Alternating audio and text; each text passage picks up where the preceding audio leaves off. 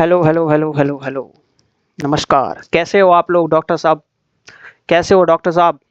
बढ़िया यार। सेकेंड दूसरी बार मुझे रिकॉर्ड करना पड़ा। एक बार मैंने रिकॉर्ड करा लेकिन ऑडियो ही म्यूट था, पता नहीं इस बार। Okay, let's start. Very good morning to everyone और गुड आफ्टरनून टू एवरीवन। आज का जो नया टॉपिक है, आज हम पढ़ेंगे कि टाइफॉइड फीवर क्या होता है। हमने पिछले 3 क्लास में पढ़ा है कि एचआईवी क्या होती है, एड्स क्या होती है, मलेरिया क्या होता है और ट्यूबरक्लोसिस क्या होता है। उसी तरह से आज हम इस लेक्चर में भी पढ़ेंगे कि टाइफॉइड क्या होती है, इसकी डिफिनेशन क्या है, इसकी पैथो क्या है, रिस्क फैक्टर, काउज, सब कुछ, symptoms, treatment, diagnosis, each and everyone. If you are zero in typhoid, आप ये वीडियो देख के पूरे हीरो होने वाले हो इस टाइफॉइड वाले लेक्चर में। सबसे पहले बात करते हैं डेफिनेशन पे बेटा कि टाइफॉइड होता क्या है। So typhoid fever is a an acute systemic bacterial infection बेटा। जो टाइफॉइड है ये एक तरह का एक्यूट सिस्टमिक बैक्टीरियल इन्फेक्शन है जो कि एक बैक्टीरिया से होता है। उसको कहते हैं हम लोग सैल्मोनेला टाइफी। क्या कहते हैं? सैल्मोनेला टाइफी नाम की एक बैक्टीरिया होती है, उसी बैक्टीरिया से ये बीमारी होती है जिसको हम कहते हैं टाइफॉइड। ये एक तरह का एक्यूट एक्यूट का, क्योंकि ये बेटा क्रोनिक नहीं होती, ये लॉन्ग टर्म नहीं है, शॉर्ट टर्म होती है। सिस्टमिक इसलिए मैंने वर्ड यूज किया है क्योंकि ये पूरी बॉडी में फैलती है। बेटा टाइफॉइड जो है एक तरह का बैक्टीरियल इन्फेक्शन है जो कि एक बैक्टीरिया से होता है। उसका नाम है सैल्मोनेला टाइफी। क्या क्या नाम है उसका? सैल्मोनेला टाइफी नाम है बेटा।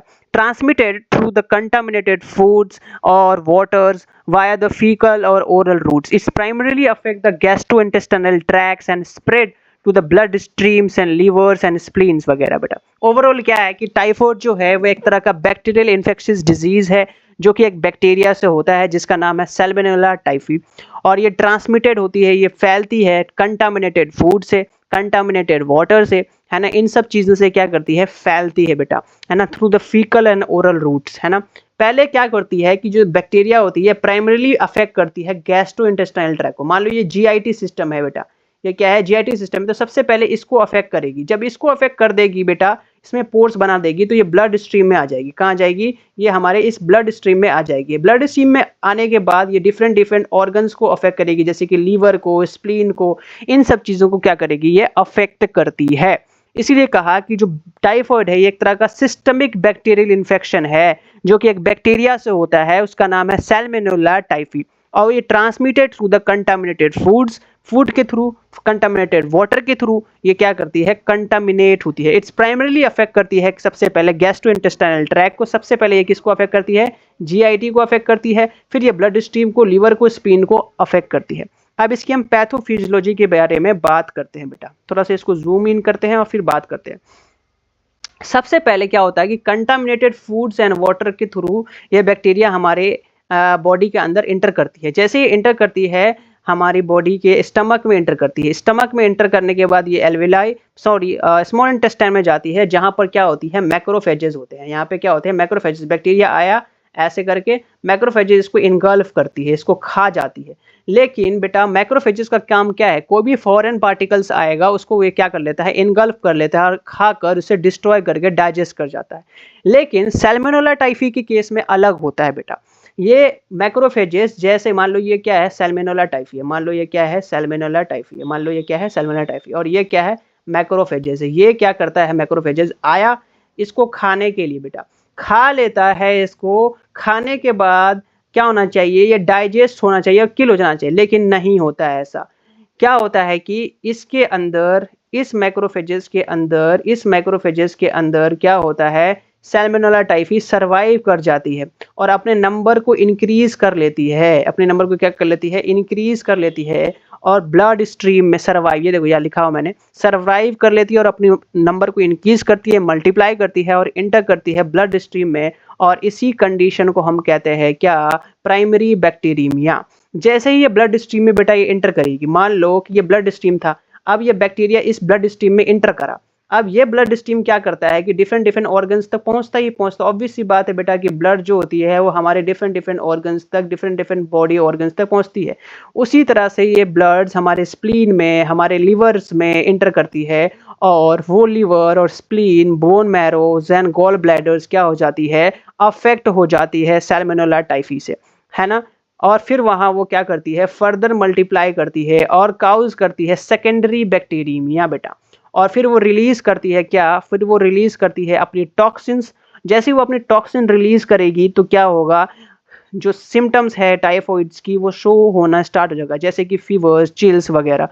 तो ये थी उसकी पैथोफिजियोलॉजी की कैसे ये काम करती है बेटा। कैसे, सबसे पहले क्या होता है कि बैक्टीरिया इंटर करती है कंटामिनेटेड फूड एंड वाटर के थ्रू, हमारे इंटेस्टाइन में जाने के बाद ये उसमें पोर्स बनाती है बेटा, इंटेस्टाइन्स के वॉल्स में ऐसे ऐसे वो पोर्स बना देती है, जिसकी वजह से ये ब्लड स्ट्रीम में इंटर करती है। उसी कंडीशन को कहते हैं प्राइमरी बैक्टीरियमिया। प्राइमरी बैक्टीरियमिया के बाद ये ब्लड स्ट्रीम के थ्रू कहाँ जाती है, हमारे लीवर्स में, हमारे स्प्लीन में, गॉल ब्लैडर, बोन मैरो में जाकर उसको अफेक्ट करती है। और इसी कंडीशन को हम लोग कहते हैं सेकेंडरी बैक्टीरियमिया। काउजेटिव एजेंट क्या है, काउजेटिव एजेंट का क्या मतलब होता है, देखो बेटा काउजेटिव एजेंट का मतलब है कि किस वजह से ये बीमारी होती है। तो बीमारी का वजह एक ही बदमाश है, उसका नाम है सैल्मोनेला टाइफी बैक्टीरिया। क्या नाम है उसका, सैल्मोनेला टाइफी बैक्टीरिया, है ना। ये जो सैल्मोनेला टाइफी बैक्टीरिया है, इसके कारण के वजह से ही टाइफॉइड्स होती है। ये एक तरह का ग्राम नेगेटिव बैक्टीरिया होता है और इसका सेल वॉल भी काफी मजबूत होता है। मोटाइल बैसिलस होता है। मोटाइल बैसिलस का मतलब है कि अगर ये सैल्मोनेला बैक्टीरिया यहाँ पे है तो कुछ समय बाद ये चलकर यहाँ पहुंच जाता। इस हैव मोटेलिटी, इसके पास क्या होती है, मोटेलिटी होती है, तभी तो ये ब्लड स्ट्रीम के थ्रू यहाँ से वहाँ करता रहता है। तो ये काउजेटिव एजेंट है। अब रिस्क फैक्टर की बात करते हैं कि किन किन कारणों की वजह से हमें टाइफॉइड हो सकती है बेटा। तो सबसे पहले जो रिस्क फैक्टर है, मैंने उसको 4 तरीकों में बांटा है। सबसे पहला जो रिस्क फैक्टर है वो है इन्वायरमेंटल फैक्टर, है ना। अगर पुअर सैनिटाइजेशन है ना, अनसेफ ड्रिंकिंग वाटर है, ओपन डिफेक्शन है ना, आपकी पॉटी बाहर खुले में ही कर रहे हो या खुले में ही जा रही है, उसके वजह से क्या हो सकती है, आपको टाइफॉइड हो सकता है। या फिर आपके गांव में, आपके शहर में फ्लड आया हुआ है, सीवेज है, इसके वजह से भी क्या हो सकती है, क्या हो सकता है, टाइफॉइड हो सकती है। पर्सनल फैक्टर्स में हमने इसको डिवाइड किया है कि अगर पुअर हाइजीन है, आप पॉटी करके आ रहे हो, वॉशरूम से आ रहे हो और हाथ नहीं धो रहे हो, तो इसके वजह से भी टाइफाइड हो सकती है। स्ट्रीट फूड ज़्यादा खा रहे हो, है ना, सड़क पे जो, रोड पे जो आजकल चाउमीन, मोमोज, बर्गर मिल रहा है वो खा रहे हो, है ना, आप सोचो अरे ये तो बहुत टेस्टी है, वो टेस्टी नहीं है, वो सैल्मोनेला टाइफी आपके अंदर जा सकती है, आप बीमार पड़ सकते हो, आपको टाइफाइड हो सकती है ना। घर पे कोई फल आया मार्केट से, बिना साफ किए खा गए, सब्जी बिना साफ किए खा गए, तो इन सब चीज़ों से क्या हो सकती है बेटा, टाइफाइड हो सकती है ना। अगर कंटामिनेटेड वाटर पी रहे हो जिसमें टाइफॉइड्स की बैक्टीरिया पहले से मौजूद है और वो वाटर आप पी रहे हो, तो इसके वजह से भी क्या हो सकती है, टाइफॉइड्स होती है। ठीक है, उसके बाद हम जो तीसरा फैक्टर है वो है सोशल फैक्टर है ना। सोशल फैक्टर क्या है कि पॉवर्टी है, आप गरीब हो, आप ऐसे जगह रह रहे हो जहाँ पे नाला है वगैरह, गंदा चीज़ है ना, कचरे के पास रह रहे हो, तो उन सब चीज़ों से भी आप क्या हो सकते हो, कंटामिनेट हो सकते हो, आपको टाइफॉइड हो सकती है। ओवर क्राउडिंग एरिया में रह रहे हो, है ना, लैक ऑफ हेल्थ एजुकेशन है, नहीं पता साफ सफाई कैसे रखनी है, ऐसे ही रह रहे हो जैसे तैसे, है ना, तो इस कंडीशन को भी हम क्या कहते हैं, सोशल फैक्टर। दूसरा है होस्ट फैक्टर, चिल्ड्रेन अगर हो, अब बच्चों को क्या पता है हाइजीन क्या, तो उसका एज अ पेरेंट्स आपको वो चीज़ें ध्यान रखनी पड़ेगी, है ना। एल्डर पेशेंट जो है, जो बूढ़े लोग है ना, या फिर कोई पेशेंट जो है इम्यूनोसप्रेसेंट ले रहा हो, तो उन सब चीज़ों में भी क्या हो सकती है, टाइफाइड हो सकती है ना, सैल्मोनेला टाइफी हो सकता है। सैल्मोनेला टाइफी आपकी बॉडी में इंटर कर सकता है और आपको बीमार कर सकता है, और जब आप बीमार हो जाओगे तो आप बदनाम हो जाओगे कि इसे टाइफाइड है। फिर हम बात करते हैं कि साइन और सिम्टम क्या है, कैसे पहचानें किसी भी पेशेंट के अंदर में कि इसको टाइफाइड हो सकती है बेटा। देखो इन जनरल हर चीज़ों में जितनी भी बीमारी हो सकती है, कॉमन बीमारी है, उनमें फीवर वगैरह होता है, लेकिन इसमें क्या होता है कि पहला तो फीवर होगा, पेशेंट को क्या होगी, सबसे पहले फीवर होगी, ग्रेजुअल ऑनसेट फीवर आता जाता रहेगा, ठीक है, परसिस्टेंट हाई फीवर रहेगा, ठीक है बेटा, हेडेक भी होगी, वीकनेस भी होगा, फटीग भी होगा, है ना, मलेजिया भी होगी और लॉस ऑफ एपिटाइट होगा। ठीक है, ये था आपका जनरल सिम्टम। ये क्या था आपका जनरल सिम्टम, जिसमें बुखार, वीकनेस, हेडेक, फटीग वगैरह, लॉस ऑफ एपिटाइट वगैरह, ये सब चीज़ें होती रहेंगी। लेकिन जो गैस्ट्रोइंटेस्टाइनल सिम्टम्स होगी उसमें क्या होगी, एब्डोमिनल पेन होगा बेटा, यही की फैक्टर है पहचानने के लिए, है ना। नोजिया होना, वोमिटिंग होना, कॉन्स्टिपेशन होना, डायरिया होना। देखो अगर आपको टाइफॉइड के पेशेंट को पहचानना तो सबसे पहली चीज़ उसके अंदर होगी फीवर, ओपीएस से बात थी, आप बोलोगे ये तो मुझे ही पता है डॉक्टर साहब। तो डॉक्टर साहब आप सुनिए, साथ साथ में फीवर के साथ जो टाइफाइड वाली पेशेंट होते हैं उनमें क्या होती है, एब्डोमिनल पेन होता है। क्या होता है? एब्डोमिनल पेन होता है। साथ में लॉस ऑफ एपेटाइट होगी। क्या होगा? लॉस ऑफ एपेटाइट होगा। हेडेक भी होगी। वोमिटिंग जैसा लगना होगा बेटा। क्या होगा? वोमिटिंग जैसा लगना होगा, मतलब नोजिया होगी। साथ में वोमिटिंग भी हो सकती है। साथ में वोमिटिंग भी हो सकती है। तो 5 चीज़ें आपको ध्यान रखनी। सबसे पहली चीज़ें फीवर होना, एब्डोमिनल पेन होना, लॉस ऑफ एपेटाइट, नोजिया और वोमिटिंग। ये 5 चीज़ें जो हैं, या fever, abdominal pain, loss of appetite, nausea, vomiting, अगर पेशेंट के अंदर देखते हो तो ये सस्पेक्टेड है कि उसे क्या होगा, उसे टाइफाइड होगा बेटा। अब 2 तरह के पेशेंट होंगे, या तो अगर पेशेंट टाइफाइड है तो उसे कॉन्स्टिपेशन भी हो सकता है और डायरिया भी हो सकता है। अब ज़रूरी नहीं है कि डायरिया ही हो, दोनों में से कुछ भी हो सकता है। ठीक है। अब ये थी क्या, ये सिम्टम थी जो पेशेंट आपको बताएगा कि डॉक्टर साहब मुझे फीवर है, डॉक्टर साहब मुझे हेडेक है, वीकनेस है, फटीग है, एब्डोमिनल पेन है, नोजिया, वोमिटिंग जैसा लगता है, कॉन्स्टिपेशन है, डायरिया। फिजिकल जो कैरेक्टरिस्टिक्स है, फिजिकल साइंस जो आपको दिखेगी पेशेंट के बॉडी पे, वो क्या दिखेगी? सबसे पहले जब आपके पास टाइफाइड का पेशेंट आएगा तो आप उसकी टंग को एग्जामिन करोगे, है ना, उसकी ज़बान को एग्जामिन करोगे, तो उसमें आपको दिखेगा एक वाइट टंग कोटेड दिखेगी। वाइट टंग है, ऐसा टंग रहेगा, उस पर वाइट वाइट लेसन्स प्रेजेंट होगी, है ना, या फिर रेड मार्जिन्स होगी। मैं आपको दिखाता हूँ फोटो, है ना, ऐसा देखने को मिलेगा। देखो ऐसा देखने को, देखो पिछली वीडियो मैंने जब रिकॉर्ड कर रहा था ना, तो उस टाइम की है ये। ठीक है। तो ऐसा आपको देखने को क्या होगा, देखने को मिलेगा, ऐसे वाइट पैचेस देखने को मिलेगी। ठीक है। या फिर आपको ऐसे देखने को मिलेगा। ठीक है। ओके। ऐसे आपको वाइट वाइट पैचेस देखने को मिलेगी, वाइट वाइट पैचेस देखने को मिलेगा, है ना, ऐसे वाइट वाइट पैचेस देखने को मिलेगा, ऐसे वाइट वाइट पैचेस देखने को मिलेगा, या फिर ऐसा रेड रेड पैचेस वाइट। ऐसा आपको टाइफाइड वाली पेशेंट की ज़बान जब आप उसकी एग्जामिन करोगे, जब उस पर्सन की आप टंग एग्जामिन करोगे, तो एग्जैक्टली आपको ऐसे ऐसी इमेजेस ऐसी आपको देखने को मिलेगी। तो आप वहाँ से समझ सकते हो कि इस पेशेंट को क्या है, टाइफाइड्स है। ठीक है। अब वापिस चलते हैं। तो पहला तो आपने टंग देख के पहचान जाना है कि ऐसा होगा। दूसरा क्या होगा, ब्रेडिकार्डिया हो सकती है। साथ में हिपैटोमेगेली बेटा। हिपैटोमेगेली इज अ कंडीशन जहां पर हमारे लीवर का जो साइज है वो इंक्रीज हो जाता है। नॉर्मल लीवर का साइज मान लो अगर ऐसा है, इतना है, तो हिपैटोमेगेली में आपका साइज लीवर का ऐसे ग्रेजुअली इंक्रीज हो जाता है। और ये किस चीज़ में होती है बेटा? मेनली जब आप टाइफाइड के पेशेंट को देख रहे हो तो उसमें आप ज़रूर देखना, है ना, आपको ऊपर से ही देखने को, जब आप एब्डोमिन एग्जामिन करोगे ऊपर से, है ना, फिजिकली अपने हैंड से, तो आपको लीवर में थोड़ी सी इनलार्जमेंट देखने को मिलेगी। तो इसको कहते हैं हिपैटोमेगेली। वहीं स्प्लीन की केस में मैं आपको दिखाता हूँ। नॉर्मल कंडीशन में जो स्प्लीन होती है वो ऐसे देखने को मिलती है। ठीक है, नॉर्मली। लेकिन जब टाइफाइड की बारी आएगी, तो टाइफाइड्स के अंदर में आपको स्प्लीन की साइज इतनी देखने को मिलेगी, यानी कि स्प्लीन की साइज भी इंक्रीज हो जाता है। तो इस कंडीशन को कहते हैं स्प्लीनोमेगेली। अगर लीवर का साइज इंक्रीज होता है तो उसको हम कहते हैं हिपैटोमेगेली, और जब स्प्लीन का साइज इंक्रीज होता है उसको कहते हैं स्प्लीनोमेगेली कहते हैं।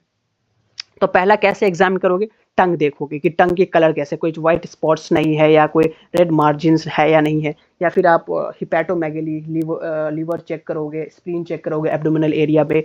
फिर तीसरी चीज़ जो होती है, चौथी चीज़, वो है रोज स्पॉट्स बेटा। रोज स्पॉट्स जो होती है वो बॉडी पे ऐसे ऐसे लेसन्स देखने को मिलेगी, रेड रेड ऐसे ऐसे लैज, इसी को हम कहते हैं रोज स्पॉट्स। अब ये हर टाइफाइड के पेशेंट को नहीं मिलेगी, ये आपको 20 से 30% पेशेंट जो होती है उसके केसेस में आपको ये लेशंस देखने को मिलेगी। इसको कहते हैं रोज स्पॉट्स इन टाइफाइड फीवर। ठीक है बेटा। ठीक है। हमने क्या किया, हमने यहाँ तक पढ़ा। सबसे पहले हमने क्या किया, सबसे पहले हमने डेफिनेशंस पढ़ी, फिर हमने पढ़ा कि इसकी पैथो क्या है, फिर काउज किन किन कारणों की वजह से, रिस्क फैक्टर देखा, साइन और सिम्टम्स देखा। साइन और सिम्टम देखने का कुछ हमने इमेजेस देखी कि ऐसे पहचान सकते हैं, है ना, अगर टंग ऐसा है तो ऐसे टंग्स जो होती है टाइफाइड के केसेस में ही होती है ना।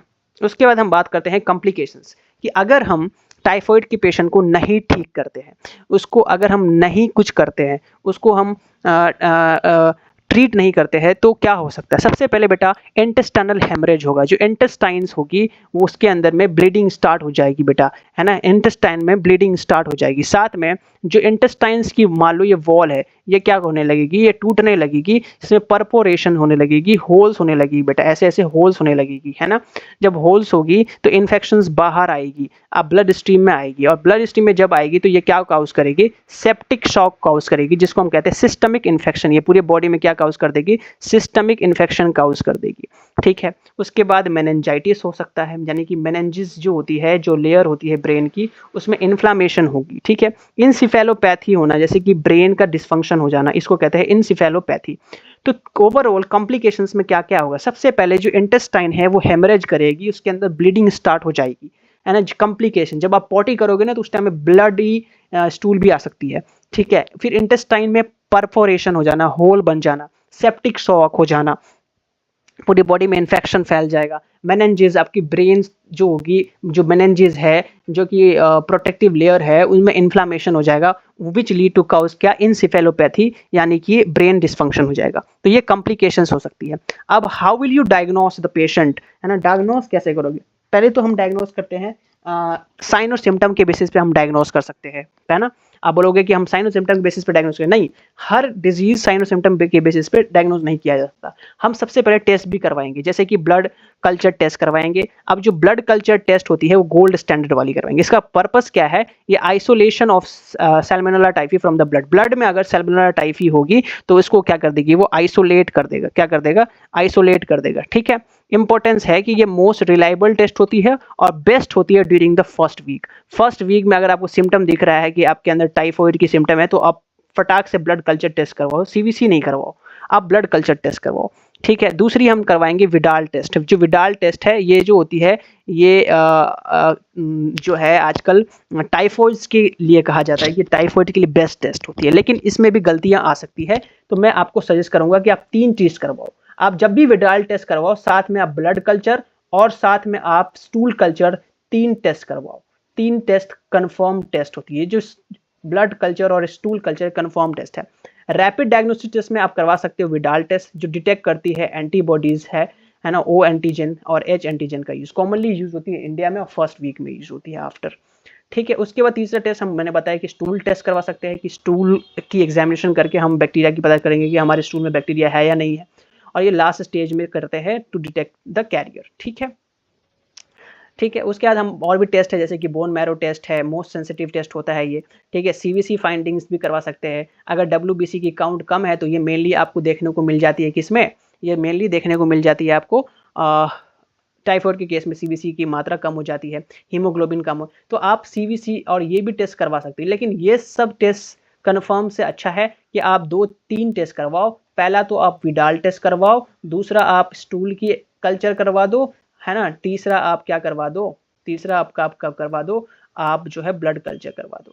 अगर मान लो कि बैक्टीरिया ब्लड में नहीं है तो विडाल टेस्ट नहीं बता सकता कुछ, क्योंकि विडाल टेस्ट ब्लड बेस्ड होता है, ब्लड कल्चर कुछ नहीं होता। तो मोस्ट इंपॉर्टेंट टेस्ट उस टाइम पे क्या हो जाएगा, स्टूल टेस्ट करवाना, है ना, ब्लड टेस्ट, ठीक है। उसके बाद हमने डायग्नोसिस कर लिया, हमने डायग्नोस कर लिया कि भाई इस सब टेस्ट से हमें पता चल गया कि ये बीमारी है। तो आप इसे ट्रीट कैसे करोगे, देखो ट्रीट करने की 2 तरीके हो सकती है। पहला तो फार्माकोलॉजिकल ट्रीटमेंट होता है और दूसरा होता है नॉन फार्माकोलॉजिकल ट्रीटमेंट। जो फार्माकोलॉजिकल ट्रीटमेंट है उसमें सबसे पहले हम देंगे एंटीबायोटिक, क्योंकि ये बैक्टीरिया से होने वाली डिजीज है, तो हम इसमें क्या देंगे, सबसे पहले एंटीबैक्टीरियल देंगे, यानी कि बैक्टीरिया मारने की दवा देंगे, यानी कि एंटीबायोटिक देंगे। सबसे पहले जो एंटीबायोटिक होगा, जो फर्स्ट लाइन होता है और जो मोस्ट प्रेफरेबल होता है, वो होता है सिफ्ट्राइक्सोन। ये एक 3rd जनरेशन सिफेलोस्पोरिन है। ये क्या करता है, बैक्टीरिया के सेल वॉल की सिंथेसिस को इनहिबिट कर देता है, जिसकी वजह से बैक्टीरिया मर जाती है, डेथ हो जाता है। और यूज होता है ये सीवियर टाइफॉइड में और हॉस्पिटलाइज पेशेंट में। जो पेशेंट टाइफॉइड की वजह से हॉस्पिटलाइज्ड हो चुके हैं उनमें हम सेफ्ट्राइक्सोन देते हैं, ठीक है। और ये बेटा आईवी रूट के थ्रू दिया जाता है, ठीक है। दूसरी दवा हम यूज करते हैं एजिथ्रोमाइसिन। ये जो एजिथ्रोमाइसिन है ये मैक्रोलाइड एंटीबायोटिक है। इसका क्लास कौन सा क्लास है, मैक्रोलाइड क्लास है। इसका काम है बैक्टीरिया की प्रोटीन सिंथेसिस को रोक देना, जिससे बैक्टीरिया मर जाएगा, है ना। ये माइल्ड और मॉडरेट टाइफॉइड में यूज होती है और ये ओरल ट्रीटमेंट दिया जाता है इसमें, ठीक है। तीसरी दवा जो है बेटा, तीसरा एंटीबायोटिक सिफेक्सिम है। सिफेक्सिम भी जो है वो 3rd जनरेशन सिफेलोस्पोरिन है और ये ओपीडी वाले पेशेंट में दिया जाता है। मान लो कोई पेशेंट आया, टाइफॉइड अर्ली स्टेज है, हॉस्पिटलाइज नहीं है ना, तो उस केस में हम क्या देते हैं, ओपीडी वाले पेशेंट को सिफेक्सिम हम प्रिस्क्राइब करते हैं और माइल्ड इन्फेक्शन में यूज होती है। अब हमने क्या किया, बैक्टीरिया के लिए जुगाड़ लगा दिया। बैक्टीरिया को हम एंटीबायोटिक दे के ठीक कर सकते हैं, मार सकते हैं, चाहे हम सिफ्ट्रैक्सोन दे, चाहे सिफेक्सिम दे, चाहे एजिथ्रोमाइसिन दे। साथ में उसके साथ और भी सिम्टम्स जैसे कि फीवर था, हेडेक था, बॉडी पेन था, उस केसेस में हम क्या देंगे, पैरासीटामोल प्रिस्क्राइब करेंगे, है ना। तो एंटीबायोटिक देंगे, पैरासीटामोल देंगे, जैसे कि फीवर रिडक्शन करेगा, हेडेक है तो उसको ठीक करेगा, बॉडी पेन है तो उसको ठीक करेगा, ठीक है। उसके बाद नॉन फार्माकोलॉजिकल ट्रीटमेंट हम जैसे कि बेड रेस्ट वगैरह, हाइड्रेशन वगैरह, ORS वगैरह, सॉफ्ट ड्रिंक वगैरह, हाइजीन वगैरह देंगे, ठीक है। प्रिवेंशन में हम सेफ वाटर पीना, सैनिटाइजेशन करना, हैंड वॉश करना, वैक्सीनेशन करना, ये सब करना बताएंगे। तो ये था आपका आज का पूरा लेक्चर। उम्मीद करते हैं समझ में आया होगा। दूसरी बार रिकॉर्ड किया है मेहनत से, तो लाइक करें, सब्सक्राइब करें और शेयर करें, ठीक है। ट्रीटमेंट इजी है। सबसे पहले एंटीबायोटिक, दो ही ट्रीटमेंट, या तो हम एंटीबायोटिक देंगे और साथ में अंडरलाइंग जो सिम्टम्स को ट्रीट करेंगे। एंड एंटीबायोटिक्स भी हम तीन ही मोस्ट प्रोफेबल है। सबसे पहले सिफ्ट्रैक्सोन देंगे अगर हॉस्पिटलाइज पेशेंट है, ज़्यादा क्रिटिकल है तो, है ना, और वो मोस्ट प्रिफरेबल होता है। सिफेक्सिम दे सकते हैं और एजिथ्रोमाइसिन भी दे सकते हैं। साथ में पैरासीटामोल देंगे ताकि फीवर कम हो। बॉडी में अगर हेडेक वगैरह है ना, हेडेक वगैरह है या पेन वगैरह है तो उसमें भी ये ठीक हो सके, ठीक है। तो हमने आज क्या क्या पढ़ा, सबसे पहले हमने पढ़ा कि डिफिनेशन क्या है इसकी, पैथोफिजियोलॉजी क्या है, फिर कॉजेटिव पढ़ा, रिस्क फैक्टर पढ़ा, ये सब चीज़ें हमने पढ़ा और उम्मीद करते हैं आपको समझ में आया होगा। Thank you so much, bye bye. मिलते हैं नेक्स्ट क्लास में नेक्स्ट वीडियो के साथ।